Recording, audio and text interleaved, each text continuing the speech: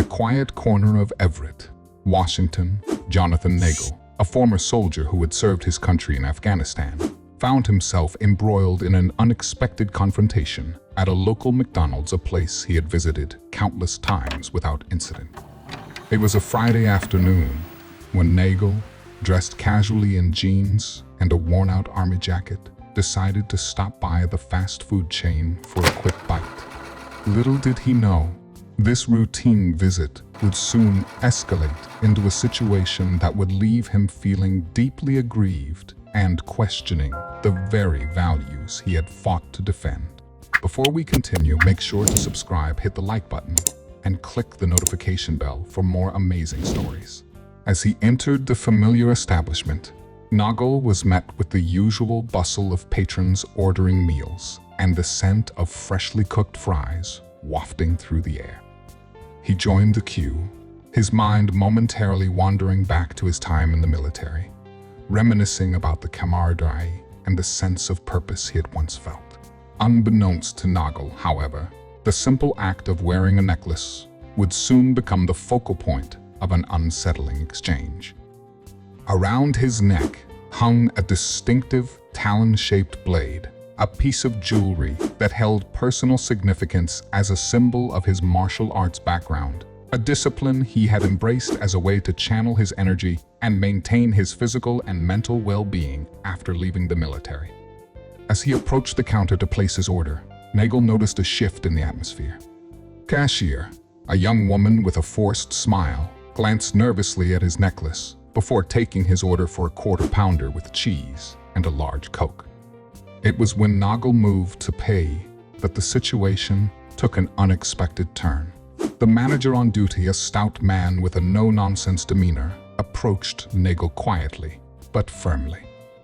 "Sir, I'm going to have to ask you to either remove or conceal that necklace," he said, his tone carrying a mix of authority and concern. Confused, Nagel looked down at his necklace, then back at the manager. "Is there a problem with my necklace?"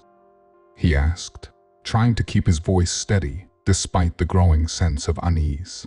The manager explained that the presence of a visible blade in a family-friendly environment posed a safety risk, especially with children present. Nagel, taken aback but determined to stand his ground, cited Washington state law, which allowed the open carry of large knives as long as they were visible. He argued that his necklace fell within these legal parameters and posed no threat to anyone.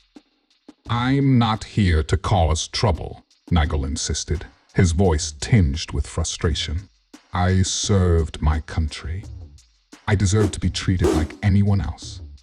The manager, unmoved by Nagel's argument, reiterated his concern for the safety and comfort of all patrons. "I'm sorry, sir, but I can't allow you to remain in the restaurant with that necklace visible," he said firmly, gesturing discreetly towards a family with young children at a nearby table. Reluctantly, Nagel agreed to tuck the necklace inside his jacket. Yet, despite complying with the manager's request, the tension in the air persisted. Other customers stole curious glances at him, some whispering among themselves, while others simply avoided making eye contact altogether. As Nagel waited for his order to be completed, he couldn't shake the feeling of being singled out and unfairly treated. He felt a mixture of anger and disappointment, emotions that were intensified by the memories of his military service and the sacrifices he and his comrades had made. Before he could complete his order or enjoy his meal, Nagel was rudely asked to leave the shop. Nagel's frustration had reached a boiling point. He confronted the manager once more, demanding to know why he was being treated differently simply because of his choice of jewelry. "I fought for this country," Nagel declared, his voice trembling with emotion.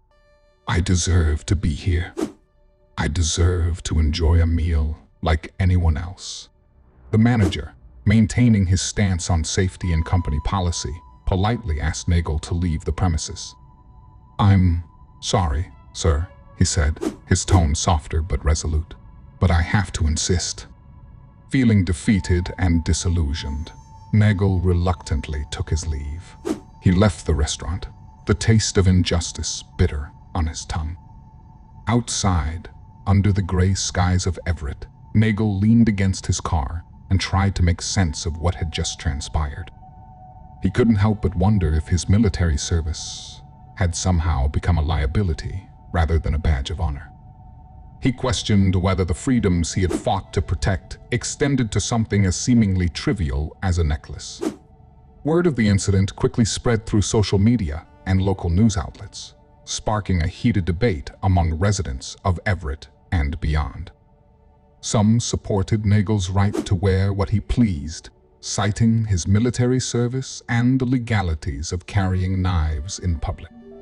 Others sided with the restaurant, arguing that safety concerns should always take precedence in public spaces. The owner of the McDonald's franchise, Alifa Esserjossi, defended his manager's decision in a statement to the press. "The safety and security of our guests and crew are our top priorities," he asserted. "We strive to maintain a welcoming environment where everyone feels comfortable." In the days that followed, Nagel found himself inundated with messages of support from fellow veterans, community members, and even strangers who had heard about his experience. His story became a symbol of larger debates surrounding veterans' rights, personal freedoms, and corporate responsibility. Despite the ordeal, Nagel remains determined to advocate for change. He hopes that his experience will prompt businesses and lawmakers to reconsider their policies regarding customer rights and the treatment of veterans in public spaces. As for the talon-shaped blade necklace that sparked the controversy, Nagel continues to wear it proudly, a reminder of his resilience and unwavering commitment to defending what he believes is right. In the end, Jonathan Nagel's encounter at McDonald's serves as a poignant reminder that the battles faced by veterans often extend beyond the battlefield, touching upon issues of identity, respect, and the fundamental freedoms they fought to uphold.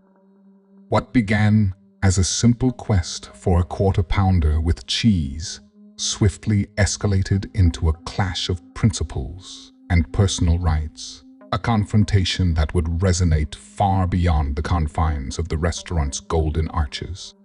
His journey had become a testament to the enduring spirit of those who serve, and a reminder that even in the mundane moments of everyday life, there are opportunities to stand up for justice and uphold the values that define us as a society.